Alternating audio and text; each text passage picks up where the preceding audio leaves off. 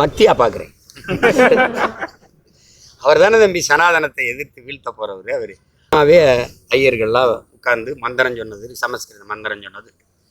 ஐயா ஸ்டாலின் அவர்களும் அம்மா துர்கா அவர்களும் நிற்கும்போது இவர்கள்லாம் சுற்றி மந்திரம் சொன்ன காணொலிகளே இருக்கு. அம்மாவே அவங்க பூஜையில் தினம் சமஸ்கிருதத்தில் மந்திரம் சொல்லுவோம்னு இருக்கு. எங்களுக்கு நான் வேடிக்கையாக பார்க்குறேன். இதை சொல்லுவாங்க, இது வேடிக்கை வினோத நிகழ்ச்சி அப்படின்னு வானொலி தொலைக்காட்சியில் போடுவாங்களா, அப்படிதான் அண்ணன் பார்க்குறேன். தம்பி, இதெல்லாம் ஒரு அடிப்படையில் தேச ஒற்றுமையை சீர்குலைக்கிற ஒரு முயற்சி தான். ஒரே நாடு, ஒரே ரேஷன் கார்டு, ஒரே வரி, ஒரே கல்விக் கொள்கை, ஒரே இப்போ பாருங்க மருத்துவத்தின் தரமைத்து ஒரே சுகாதார திட்டம்ங்கிறது. செத்து போன மனைவியை தூக்கிட்டு போக உயிர் காக்க உறுதி, அவசர உறுதி இல்லாம சைக்கிள் முன்குள்ளுக்கு ஹேண்ட்பாரில் கட்டி வச்சு போயிட்டு இருக்கான், தோலை தூக்கி போயிட்டு இருக்கான்.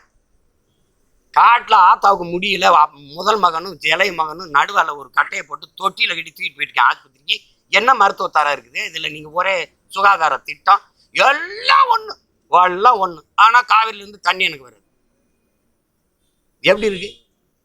ஒரே நாடுன்னா தேசப்பட்டு வந்துருமா? ஒரே தேர்தல், ஒரே வரி, ஒரே ரேஷன் கார்டு, இப்படி போட்டு சட்டத்தை போட்டால் எனக்கு தேசப்பட்டு வந்துருமா தம்பி? நீங்கள் சொல்லுங்க தம்பி.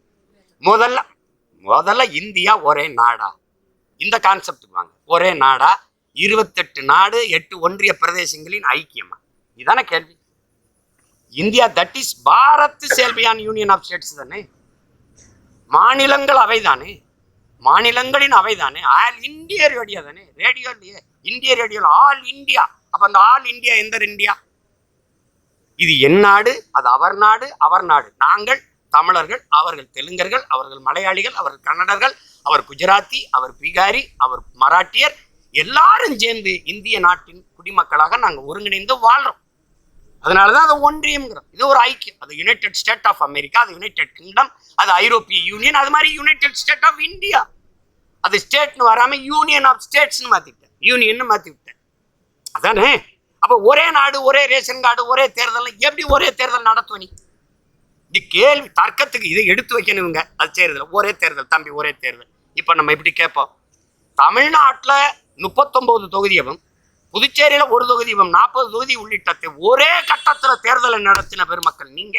வட மாநிலங்கள்ல முழுக்க 13 கட்டம், அசாமில் அந்த 4 கட்டம், மேற்கு வங்கத்துல 13, இப்படி ஒவ்வொரு மாநிலத்திலையும் 13 கட்டம், 14 கட்டம், 10 கட்டமா தேர்தலை பிரிச்சு நடத்தினது ஏன்? ஒரே கட்டமா ஒரு தேர்தலை நாடாளுமன்ற தேர்தலை நடத்த முடியாது. நீங்க ஒரே நாடு ஒரே தேர்தல்னா அதனால வர்ற லாபம் நட்டங்களை, லாபத்தை சொல்லு, மக்களுக்கான நன்மை ஒண்ணு சொல்லுங்க.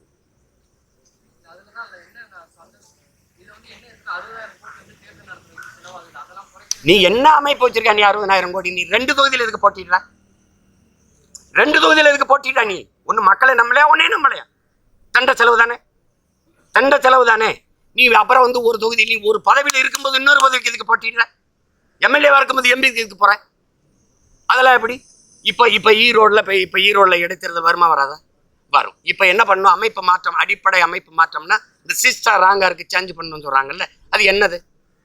இப்ப ஐயா ஈவி.கே. இளங்கோவன் முதல் இடத்துல வந்தாரா? 1,30,000 வாக்கு நீ வச்சுக்கிறோம், தோராயம் வச்சுக்கிறோம். 2வது வாக்கு வாங்கினவே ஒருத்தர் வந்திருக்காருல்ல, அவர் 1 லட்சம் வாக்கு வாங்கியிருக்காரா? 1 லட்சம் பேர் அவர் மேல நம்பிக்கை போட்டு வாக்கு செலுத்திருக்காங்கல்ல. இப்ப இல்லைன்னா என்ன பண்ணும்? 2வதா வந்த இவரை இடைக்காலத்தில் இருக்கிற ஓராண்டு அல்லது 2 ஆண்டு சட்டமன்ற உறுப்பினர் இருந்து மக்கள் பணி செய்வார். அவ்வளவுதானே. செலவு மிச்சம், நேரம் மிச்சம், வலுக்கட்டாயம் ஒரு தேர்தல் திணிப்பு இல்லை. அப்படிதானே மாத்திக்கணும். நீங்க இதுல எல்லாம் செலவு எப்படி செலவாகும்? இந்த தேர்தலுக்குன்னு ஒதுக்குற நிதியை தானே செலவு பண்ணுவீங்க. அது போக தனியா செலவு பண்றீங்களா? எப்படி? இப்படி கேட்போம். இப்ப ஐயா மோடி அவருடைய ஆட்சி, ஐயா சந்திரபாபு நாயுடு, நிதிஷ்குமார் 2 பேர் தயவுல தானே இருக்குது. ஒருத்தர் விலகிட்டாரு, ஆட்சி கலையுமா கலையாது? கலைஞ்சிரும். இப்ப பாராளுமன்றத்துக்கு மட்டுமா? மொத்த நாட்டையும், மாநிலங்கள் எல்லா ஆட்சியும் கலைச்சிட்டு மறுபடியும் மொத்தமா தேர்தல? கேட்கறதுக்கு பதில் சொல்லுங்க. இப்போ எங்க ஐயா இறந்துட்டாங்க, ஈவி.கே. அந்த தொகுதிக்கு மட்டும் தேர்தலா? மொத்தமா கலைச்சிட்டு மொத்தமா தேர்தலா? இது தேவையில்லை தம்பி, தேவையில்லை. அண்ணன் திருப்பதி சொல்லுங்க, வேலையே இல்லாத தையல்காரர் என்ன பண்ணுவாரு? சும்மா தானே இருக்கேன், யானைக்கு டவுசர் தப்பம்னு தப்பாரு அவரு. அந்த கதையை நீ உனக்கு எதை பத்தி கவலை இருக்கு? உனக்கு நீ எதை பத்தி கவலைப்பட்டிருக்க? நீ ராமர் கோயிலை கட்டிக்கிட்டு கொஞ்ச நாள் அழுத, கட்டி முடிச்சாச்சு. அதே முழுக்க கட்டல ஒழுகுது. இருந்ததாவது நல்லா இருந்தது, இப்ப ஒழுகுது. உள்ள இருக்க குருமார்கள்லாம் கத்துறாங்க, என்னையாயோ ஒழுகுதியான்னு. முழுக்க முடிக்கல, மேலே செட்டை போட்டு அப்படி திறந்து விட்டு போயிட்டீங்க. இப்போ யாராவது உங்கள் மனசார்ந்த சொல்லி சொல்லுங்க, ஜெய் ஸ்ரீராம் கோஷம் போடுறாங்களா? ஏன்? மார்க்கெட் இல்லை.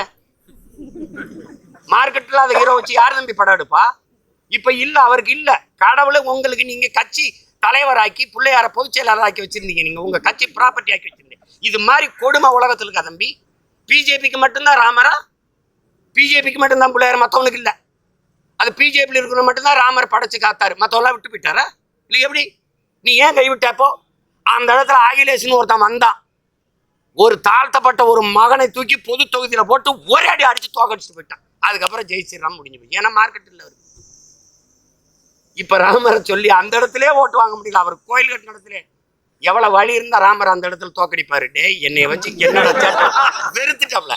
வெறுத்து இதே வேலையா திடீர்னு ஓடிச்சு. இப்ப ஜெய் ஸ்ரீராம் கிடையாது, இப்ப ஜெய் பூரி ஜெகநாத், ஜெய் ஜெகநாத். திடீர்னு இங்க வர்றது வேலை தூக்குறது, திடீர்னு அங்க வர்றது ஐயப்பனை தூக்குறது. இதுவா தம்பி? கோயிலை விட்டு வாங்க குடிசைக்கு. சாதி மதத்தை பேசி, சாமியை பத்தி பேசி, பூமியை பத்தி கவலைப்படாதான் இவ்வளவு பிரச்சனை. பருவநிலை மாற்றம், புவி வெப்பம், இதெல்லாம் எங்கிருந்து வருது? நீ கிளீன் இந்தியா கொண்டு வந்தா, கிளீன் இந்தியா ஏன் கொண்டு வரல? நீங்க ஏன் கொண்டு வரல? கிளீன் இந்தியால எல்லாம் கிளீன் ஆயிடுச்சா தம்பி? பிரதமர் பேசுறாரு தம்பி, பிளாஸ்டிக் இல்லாத நாட்டை நம்ம உருவாக்கணும்னு. அதை நாங்க பேசலாம், நீங்க செய்யணும். செயல்படுத்துற இடத்துல இருக்கிற ஒருத்தரும் நம்மள மாதிரி பேசிக்க கூடாதுல்ல. இப்ப இவங்க எல்லாம் பேசுவாங்கல்ல, மத்திய அரசுங்களுக்கு நிதி தர மாட்டேங்குது, அதனால வாத்தியார்களுக்கெல்லாம் சம்பளம் கொடுக்கலன்னு. இந்த புலம்புற வேலை அதிகாரத்தில் இல்லாத நாங்க செய்யறது, போராடி பெற்று தர வேண்டிய வேலையை செய்யறது அதிகாரத்திற்கு நீங்க செய்யறது. 40 நாடாளுமன்ற உறுப்பினரை வச்சுக்கிட்டு எங்களை இதுல இந்த பிஎம் சிறி பிஎம் திட்டத்துல பள்ளி திட்டத்துல கையெழுத்து போட சொல்லுது, இல்லைன்னா காசு தர மாட்டேங்குது எங்ககிட்ட சொல்லக்கூடாது, அங்க சண்டை போட்டு வாங்கணும். அந்த மாதிரி இந்த ஒரு நாடு ஒரு தேர்தல்லாம் தேவையற்ற வேலை தம்பி. அதனால என்ன, 60,000 கோடி மிச்சம். அவ்வளவு நேர்மையான ஆட்சியாளர்களா நீங்க? அவ்வளவு சிக்கனமா செலவு பண்ணி கொண்டு போறீங்களா நீங்க? சொல்லுங்க. ஒரு கேள்விதானே. சரக்கு மற்றும் சேவை வரியால் ஒரு ஆண்டுக்கு எவ்வளவு வருவாய் பெருக்கம் வருது? நிதிநிலை அறிக்கையில காட்டுங்க. நாடெங்கிலும் பெறப்பட்ட சரக்கு மற்றும் சேவை வரி, ஜிஎஸ்டி வரியால இவ்வளவு வருவாய் பெருக்கம் வருதா நாட்டுக்கு? இந்த வரி வருவாய் மக்களுக்கு இப்படி இப்படி இவ்வளவு நலத்திட்டங்களா பிரிச்சு கையளிக்கப்படுது அப்படின்னு ஒண்ணு காட்டுங்க. இந்தியாவிலே அதிக வரி கட்டுறவன் மகாராஷ்டிரா, 2வது நான். எனக்கு பேரிடர் காலங்களில் கூட நான் பிச்சை எடுக்க வேண்டியிருக்கேன். எங்க முதல்வர் கடிதமா எழுதுற, இதுக்கு ஒரு நிவாரணம் கொடுங்க, 1000 கோடி கொடுங்க, உடனடியா 2000 கோடி கொடுங்க. என் காசை உனக்கு கொடுத்துட்டு அப்புறம் திருப்பி நாங்க ஏந்தி பிச்சை எடுக்கணும். என் வரி எடுத்து வச்சுக்கிறாரு அவரு, அப்புறம் நான் கேட்டா கொடுப்பாரு. என்ன கவர்மெண்டா கண்டு விட்டிய? என் வரியை நீ வச்சுக்கிட்டு நான் கேட்கும்போது கொடுப்பேன் அப்படின்னா எதுக்கு? நீ உனக்கு வேலை இல்லாத வேலையா? எப்படி இருக்கு? என் வரி என்கிட்ட இருக்கட்டுமே, எனக்கு வேண்டிய நிர்வாகத்தை நானே செஞ்சுக்கிறேனே. சாக போற நிலைமையில கூட நீ எனக்கு உரிய தொகையை கொடுத்து என்னை காப்பாற்ற வர மாட்டேங்கிற. ஆனா தேர்தல் வந்தா 13 முறை வர்றாரு பிரதமர், இப்ப ஏன் ஒரு முறை கூட வரல? இதே குஜராத்தா இருக்கட்டும், இதே பீகாரா இருக்கட்டும், சொல்லுங்க, இதே மகாராஷ்டிராவா இருக்கட்டும், ராஜஸ்தானா இருக்கட்டும், எத்தனை முறை போயிருப்பாரு? எங்களுக்கு நாட்டு பற்று எப்படி வரும்னு சொல்லு. என் மீனவனை தினந்தோறும் சிங்களம் சிறைப்படுத்துறான், அங்கேயும் கடற்படை ராணுவம் நிக்குது. குஜராத் மீனவன் ஒருத்தனை பாகிஸ்தான் ராணுவம் பிடிச்சிட்டு போயிடுச்சு, கடற்படை ராணுவம்னு விரட்டி போய் அந்த கடற்படை திரட்டி அவனை மீட்டிட்டு வருது. கடல்ல நீங்க காட்சி இருக்கு பாக்குறீங்க.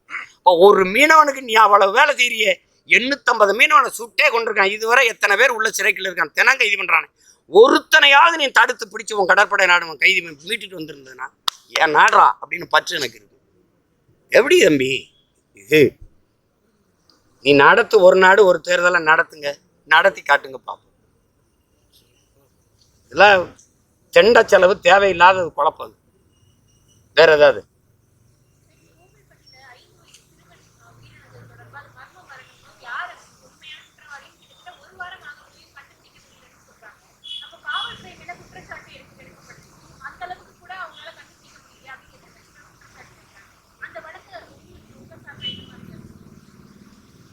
இல்லை முடியலை அப்படிங்கிறது எப்படி? இப்போ பல வழக்குகள் அப்படித்தான் இருக்குது. இது மட்டும் இல்லை, ஒரு 5 வயசு குழந்தைன்னு சொல்றீங்க.